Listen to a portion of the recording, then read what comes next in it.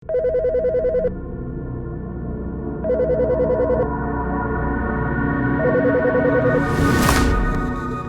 भाई, ये लॉकडाउन कब लगेगा?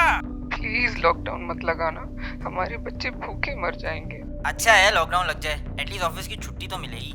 ये लॉकडाउन में शॉपिंग मॉल खुले रहेंगे क्या? प्लीज लॉकडाउन मत लगाना, हम कमाएंगे कहाँ से? यार एक बात बताओ, ये कोरोना क्या शाम 6 बजे के बाद निकलेगा? स्मार्ट लॉकडाउन लगा दे।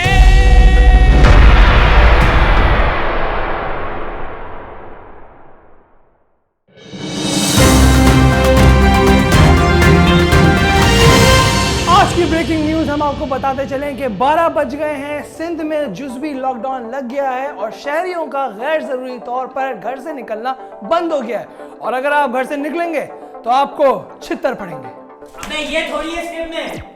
लॉकडाउन पिछले 2 सालों से इस लफ्ज ने आवाम की नाक में दम कर रखा। कोई इस बात पर परेशान है कि लॉकडाउन लग गया तो कमाएंगे कहां से, तो कोई इस बात पर खुश है कि चलो लॉकडाउन लग गया तो ऑफिस नहीं जाना पड़ेगा। कोई बेचारा रात को अपने हिस्से की रोटी बचा रहा है ताकि कल अपने बच्चे का पेट भर सके, तो कोई इस बात पर उदास है कि रेस्टोरेंट्स में डाइन इन खुले तो वो बाहर जाके खाना खा सके। किसी का बिजनेस एकदम चल पड़ा और किसी का बिजनेस बिल्कुल बंद हो गया। पिछले 2 सालों में दुनिया में जो कुछ हुआ शायद आपने और मैंने जिंदगी में कभी सोचा नहीं था। मीटिंग्स और क्लासेस ऑनलाइन होने लगी, हमारे प्यारे हमसे दूर हो गए। पहले जो कहते थे कि अबे सिर्फ खांसी तो है, अब कहने लगे अबे तुझे तो खांसी हो रही है।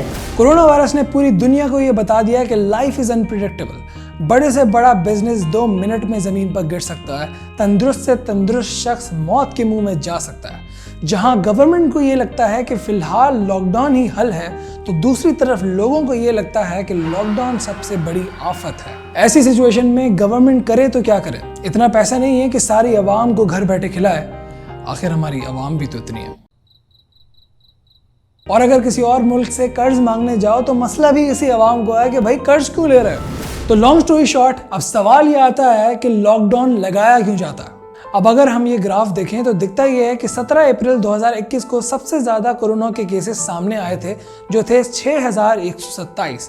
उसके बाद रिकवरीज में इजाफा होना शुरू हुआ और केसेस में अच्छा खासा डिक्लाइन देखने को मिला। अब इस डिक्लाइन पर काफी सारे लोगों ने कहा कि चूंकि लोग वैक्सीनेशन करवा रहे हैं इसलिए ग्राफ नीचे आ रहा है, लेकिन अगर देखा जाए तो ये सिर्फ एक थ्योरी है, क्योंकि वैक्सीनेशन तो अभी भी लोग करवा रहे हैं, लेकिन देखा जाए तो ये ग्राफ एक नई वेव की वजह से ऊपर जा रहा है। अमूमन लोग ये कहते हैं कि ये ग्राफ इसलिए ऊपर जा रहा है क्योंकि जो लोग वैक्सीनेशन करवा चुके हैं वो लोग अभी समझते हैं कि भाई हमने तो अब वैक्सीनेशन करवा ली, हमें अब कोई कोरोना नहीं होगा और हमें अब SOP फॉलो करने की ज़रूरत नहीं है। लेकिन हकीकतन ऐसा बिल्कुल नहीं है।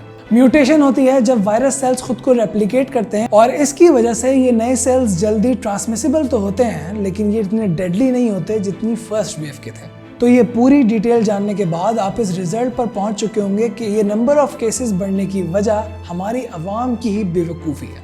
और जब लॉकडाउन लगाया जाता है तो ये आवाम ही पिसती है। जहां लॉकडाउन के पॉजिटिव इम्पैक्ट्स ये देखने में आते हैं कि नंबर ऑफ केसेस दिन ब दिन कम हो जाते हैं, तो उसके साथ साथ नेगेटिव इम्पैक्ट ये भी देखने में आता है कि मुल्क की GDP गिरती है, अनएम्प्लॉयमेंट बढ़ती है, गुर्बत, मेंटल हेल्थ और क्राइम रेट में बेतहाशा इजाफा होता है। अब अगर हम दूसरे ममालिक में होने वाले लॉकडाउन्स को कंपेयर करें तो हर मुल्क की अपनी अलग स्ट्रेटेजी है। स्वीडन वो वाहिद मुल्क है जहां कोई लॉकडाउन नहीं लगाया गया। वहां मास्क पहनना रिकमेंडेड जरूर है लेकिन कंपलसरी नहीं है। सेम इसी तरह स्पेन का हमने देखा कि वहां जब लॉकडाउन लगाया गया तो केसेस कंट्रोल में रहे, लेकिन जैसे ही लॉकडाउन हटा केसेस शूट किए और काफ़ी सारी डेथ्स हुई और आज की डेट में स्पेन पार्शियल लॉकडाउन में है। यानी कि रेस्टोरेंट्स वगैरह तो खुले हैं लेकिन जब आप बाहर निकलेंगे तो मास्क पहनना कंपलसरी है। सेम इसी तरह अगर हम जर्मनी की एग्जांपल लें तो वहाँ रेस्टोरेंट्स वगैरह तो बंद हैं, लेकिन जब आप बाहर निकले तो मास्क पहनना कंपलसरी नहीं है।